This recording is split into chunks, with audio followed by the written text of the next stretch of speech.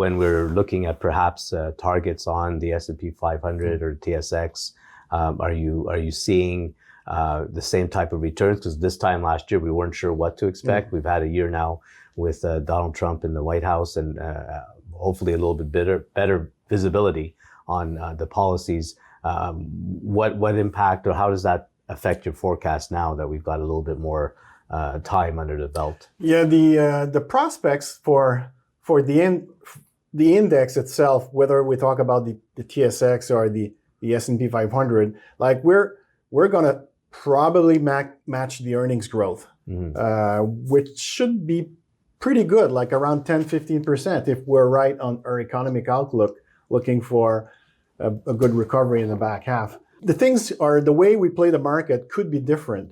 As you know, this year, a lot of the returns are coming from, in Canada, well, obviously precious metals and materials. In the US, it's the AI-related stocks. Next year, it could be the opposite, where we have a broadening of the market, more participation from other sectors. Just to give you some numbers, since the April low, like Liberation Day, AI stocks are up about 60%. The S&P is up about 30%, and the non-tech stocks are up only 20%. We could see a reversal of that performance ranking in 2026, with the rest, or what we call the non-tech stocks, providing the leadership.